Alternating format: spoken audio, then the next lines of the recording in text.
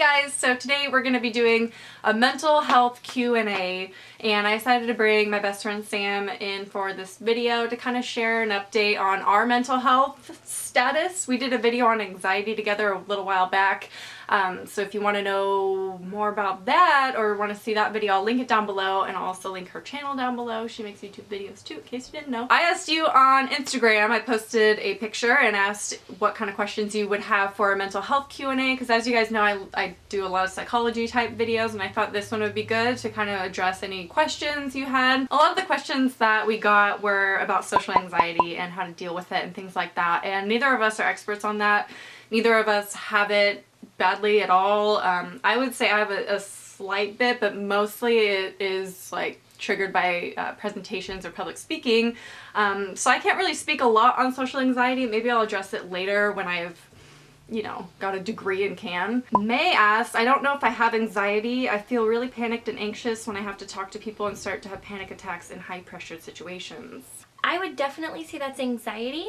And I would definitely say that kind of, it seems to me like it would maybe borderline a social anxiety disorder, because May is saying that when she meets new people, that's kind of when the onset of the symptoms occur, and the panic attacks occur, and kind of the anxiousness, and even a mixture of general, because high intensity or high pressured situations, I mean, that can be anything.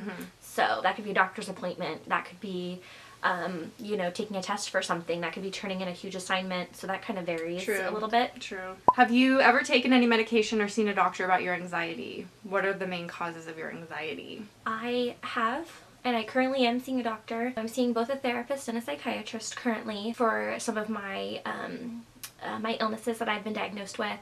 One of which is general anxiety disorder. Typically, anxiety stems from situations that you cannot physically or mentally be in control of. Something that's out of your control, and it causes you to somewhat like, oh my gosh, like this is bothering me, I don't know what to do. And so a lot of my situations and a lot of my triggers stem off of my lack of control in situations. So something that's new that I don't know if you want to talk about is your recent panic attack. It was your first panic attack. It was this last week, and so I saw a couple questions of how to deal with panic attacks. And I don't know, do you want to share kind of what your experience was with it, or how you dealt with it in the moment? My panic attack cumulatively lasted about 30 minutes. And typically panic attacks last for up to 25, so I don't know if it was like kind of the leading on that took up that extra few minutes. I kind of felt it in the midst of having a conversation about finances and like paying for my summer tuition, because I'm graduating in fall with my bachelor's, and so it's really pertinent that I take summer semester, but I'm not approved for financial aid.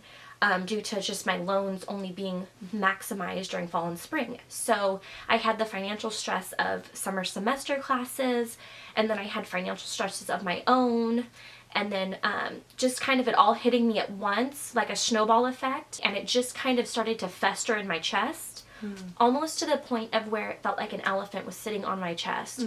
And then that got worse, and then I started to feel nauseous, like on top of an elephant on my chest, like someone socked me in the stomach. And at one point I thought I was going to pass out, and then that escalated to me actually lying on the bathroom floor feeling like I was going to throw up because it was so intense. After the panic attack subsided, the rest of the evening my body felt very tired. It felt very drained, like it had just ran a 10K marathon. Like it felt just like, and then I did have to get in contact with my psychiatrist about it, because it was the first one I've experienced, and it was very intense, and I don't want to continue experiencing them. And so in addition to what I've already been recently diagnosed with, she helped prescribe me with something that'll help kind of minimize the symptoms of a panic attack when I can feel them coming on. So one of the questions that we both really liked is how to get out of social situations, because you know that they'll make you feel anxious. So we kind of wanted to give an example, like how not to sound rude, and how to maybe address it to a friend or someone that maybe you're not very close with, or someone you are close with, or you just don't want to hurt their feelings. Yeah, and you don't want to hurt their feelings. So we'll do a little role playing. Role play time! We're gonna become actresses. It's not gonna be very good. Maybe not. So I'm gonna have a dinner with my friends this weekend at a restaurant. Do you want to come? You know what, I can't actually. I've got to finish up a lot of homework that I have, and I actually, because it's a work night, I also have to take care of my dogs, and it's just lots of different things. I really wish I could be there. Maybe next time? Are you sure? You can't just like squeeze in a dinner. I mean, you gotta eat. You gotta eat. And it's I- like an hour. Just come for like an hour. It'll be cool. Yeah, I am so flattered that you want me to go, and I'm so appreciative. Like, thank you so very much. But unfortunately, I have this paper due, and it's just like mentally exhausting. And I don't think it'd be fair for me to go to your dinner party being like mentally checked out and focused on my paper and stuff. And again, I have to take care of my dogs, so I'm so sorry. Are you gonna have another dinner soon? No. Okay. That's kind of an example. You can go fall back on the school thing if you do have school. If Work you don't, night. work night. Animals, kids. It's okay to do excuses if you know it's gonna, I mean, especially if it's someone you're not close with. You don't have to come out and be like, I have social anxiety. I'm not gonna feel comfortable. There are ways to politely decline, and if they are pushing, you just need to, you know, politely push back, like, you know what, I'm sorry, I can't, like, unfortunately, it's not a good time for me right now, but I am so appreciative that you would invite me. Yeah, and just Like, being thankful that they would even consider inviting you, Exactly. and I think that kind of helps lessen the blow. It's not really a blow, but you know, it makes it seem like you're not being rude. Okay, I got a couple questions about seeing a therapist and what to say, and is it awkward in the first encounter, and I am going to be doing a whole my therapy experience, because I just did a short sessions. I did like 8 sessions, so I'm gonna do an overview of like my experience with that. But just generally, do you feel uncomfortable when you first see a therapist and you're meeting them for the first time and you have to like open up about all your problems? No, because typically the first session is more of like a get to know you. Hi Sam, how are you? How was your day? My day was good. So what types of things do you like to do? Oh, I do this and this. Do you live on your own? Yeah, I do. Do you work full time? Yeah, I do. So what kind of brings you to wanting to, you know, come to counseling? What kind of made you want to do that? Well, you know, I just have some things in my life that have been really difficult for me recently, and I'm just trying to properly figure them out. And I would really appreciate the help and guidance from someone like yourself in kind of guiding me through the proper techniques and tools to overcome these obstacles. Yeah, it doesn't initially. necessarily have to delve right into like, well, I think I have anxiety, I have depression. Like, you don't jump right into that, so it's not as awkward as you would think it would be. It is kind of uncomfortable because you don't know that person. They are very trustworthy, they're very open. And very non-judgmental. They're very non-judgmental. I mean, that's part of their career. Yeah, their job is not to judge you for what you're going through, what you've gone through, or what you're going to face. Yeah. Like, it is at all, like, not the scenario, not the expectation. And if it is a fear, try your hardest to come to, like, the realization that it's actually not going to happen. Yeah. They're not there to judge you. It's their job. Like Sarah said, it's their job to help you work through these situations. Yeah.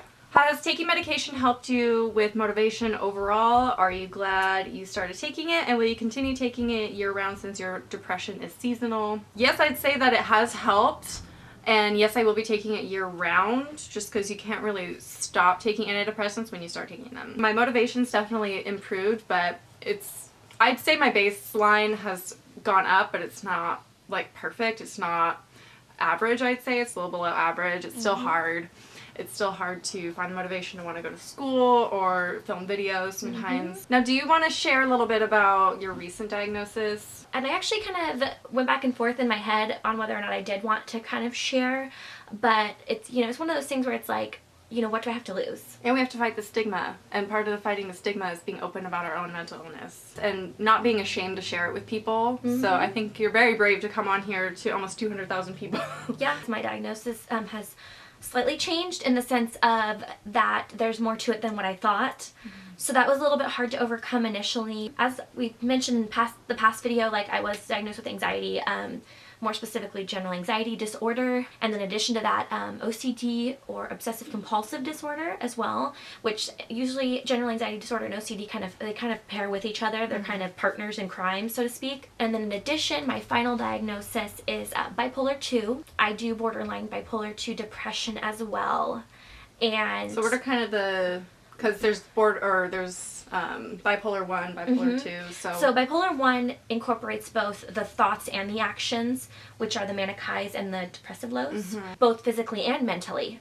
Bipolar 1 does. Bipolar 2 focuses more on the mental aspect. So I've got the manic thoughts that constantly are running through my head, and the medication I'm on is actually to help work my thoughts to where they slow down, and they're not going at the speed of fast forward. They're actually just like going at a nice pace. They're not overwhelming me. The bipolar 2 is actually not curable. It's treatable with medication, and I can maintain just a fine life, healthy life with being on medication, but it is not something I will ever get rid of. And so that's, you know, that was really hard for me to deal with initially. I've mentioned it before in videos how it's like a pet peeve. People just throw around bipolar all the time. They're like, don't be so bipolar. Yeah. Stuff like that. So I think part of that is also a shock. And it's okay to feel that shock, even though there shouldn't be like a stigma associated with it, but it's happening to you. So it's going to be hard to take in if you are diagnosed with, you know, any kind of mental illness. And the other thing that I've noticed about myself is I'm more careful about certain words that I choose to say to people, even just joking around. Like, let's say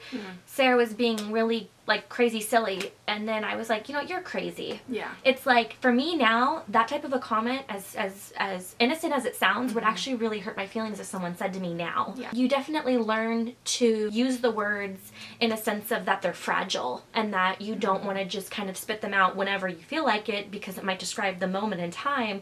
Because then it's like, well, I actually have these things. I've actually been clinically diagnosed by a psychiatrist. And it's not easy. It's not easy to say, well, hey, guess what? I have some mental illnesses that I face on a day-to-day. I'm getting medication for them, and I'm trying to live a healthier and successful life because of it. And if you had cancer, you wouldn't be ashamed to tell people you had cancer. You wouldn't be embarrassed by cancer. You wouldn't be embarrassed by a broken leg. And I think we need to start treating mental illness a little bit more like an actual disease and an actual illness, because that's what they are. It's out of your control. A lot of people still believe it's all in your head, it's made up, and it's just so frustrating. So I think we need to start looking at it more as an acceptable thing, and I think part of that is just coming out with it. Yep. And a lot of people have been doing that, luckily, but there's still stigma. So that's kind of some questions. I'm sorry we couldn't answer all of them. We got like over 70 questions, so but a lot of them were kind of in that realm of the general topics that we talked about. So hopefully that helped a little bit. You can always leave more comments down below and questions that we didn't get to, and then she and I can kind of go through the comments and answer back to you if you want, or you can contact us privately. I'll have means of doing that down below. If you just want to talk to us privately, that's fine. But hopefully this was kind of helpful, and also helps you feel like you're not alone, and that, you know, pretty much everyone has mental illness of some kind, whether it's diagnosed or not.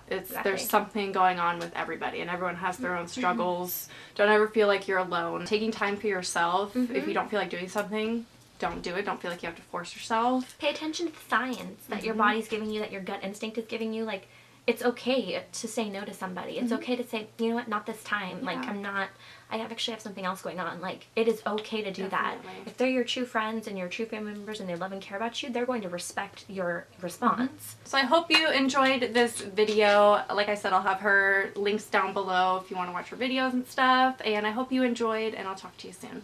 Bye. Bye.